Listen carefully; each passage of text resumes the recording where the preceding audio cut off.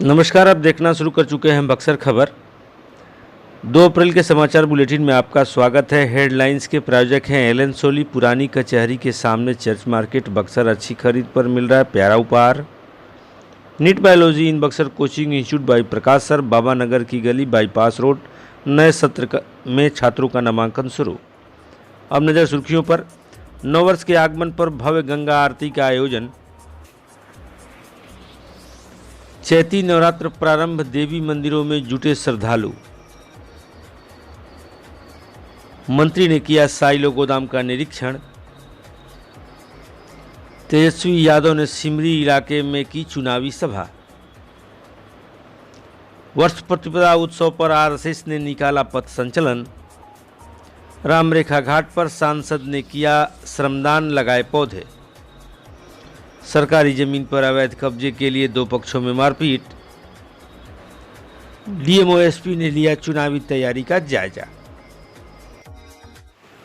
खबरें विस्तार से के प्रायोजक हैं आरके ज्वेलर्स, आकर्षक आभूषणों के विश्वसनीय विक्रेता, यमुना चौक।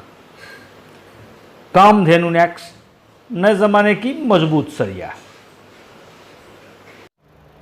जिंदल पैंथर सीमेंट एवं सरिया के मुख्य विक्रेता गंगा सागर बिल्डिंग मटेरियल, गोलंबर बक्सर एवं सिमरी। संपर्क करें नीचे दिए गए इन नंबरों पर। अब खबरों की चर्चा विस्तार से। 2 अप्रैल को वर्ष प्रतिपदा उत्सव के दिन श्री राम कर्मभूमि न्यास परिषद के कार्यालय का शुभारंभ हुआ। इस न्यास द्वारा भव्य गंगा आरती का कार्यक्रम भी रखा गया था। देर शाम केंद्रीय मंत्री अश्विनी चौबे ने इसका शुभारंभ किया। रामरेखा घाट पर की गई इस भव्य गंगा आरती का दृश्य आप यहां देख रहे हैं। अगर आप इस कार्यक्रम में शामिल नहीं हुए अथवा शहर से कहीं दूर रहते हैं तो बक्सर में हुए 9 वर्ष के आगमन पर इस भव्य कार्यक्रम का आप घर बैठे आनंद ले सकते हैं। इसकी ध्वनि भी हम यहाँ दृश्य में आपको सुनाए देते हैं। ओम जय गंगी माता,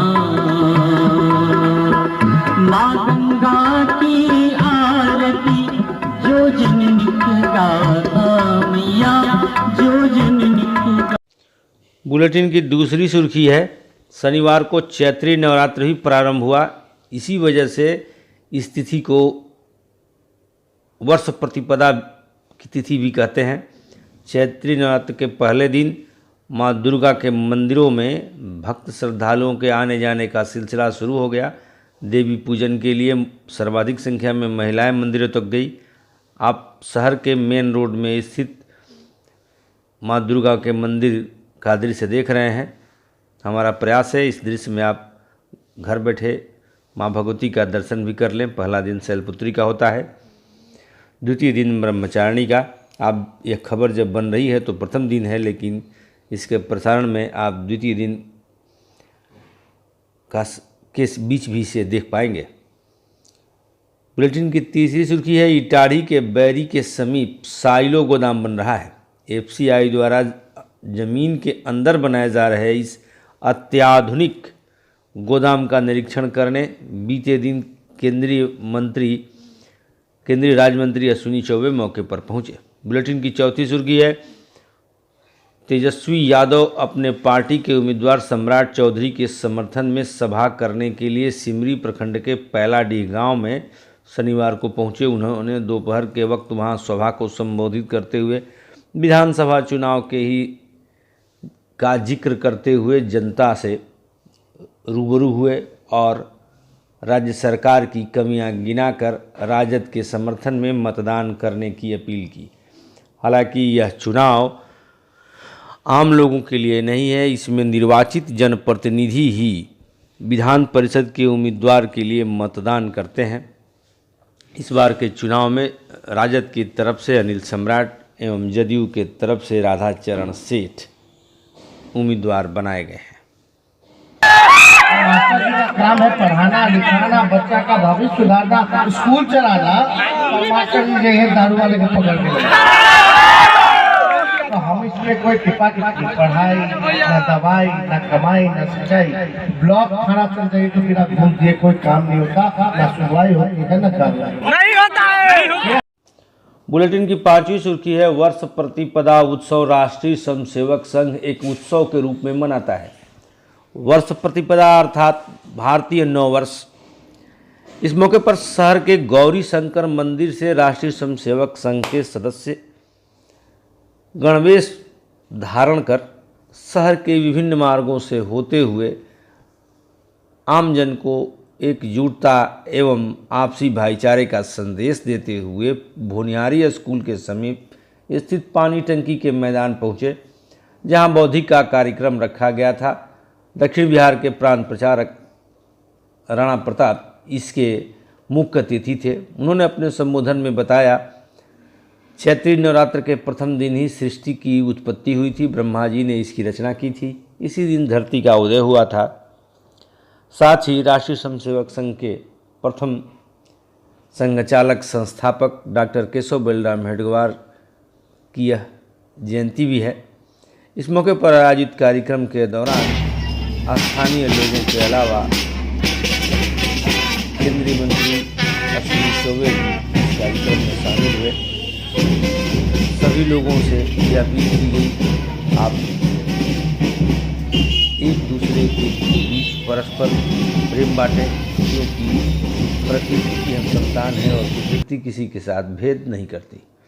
बुलेटिन की 6वीं सुर्खी है, शनिवार की सुबह केंद्रीय मंत्री अश्विनी चौबे ने रामरेखा घाट पर वृक्षारोपण किया, श्रमदान कर घाट गंगा की स्वच्छता के लिए अभियान भी चलाया।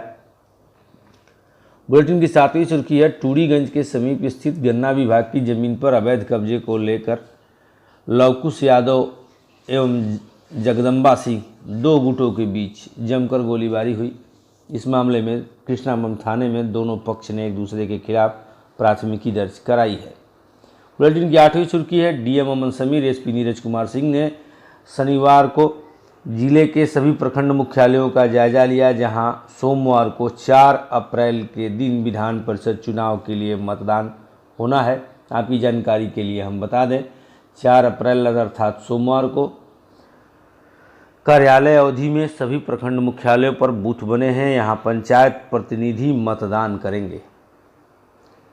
बुलेटिन की 9वीं सुर्खी है, बसाव मठिया के तालाब से सफाई के दौरान एक बाइक बरामद हुई। इसको लेकर शहर में तरह तरह की चर्चाएं चलने लगी। आपको ज्ञात होगा 2 दिन पहले विश्राम सागर तालाब के इस हिस्से को कूड़ा डालकर भरने की कवायद की जा रही थी, फिर उसे जला दिया गया।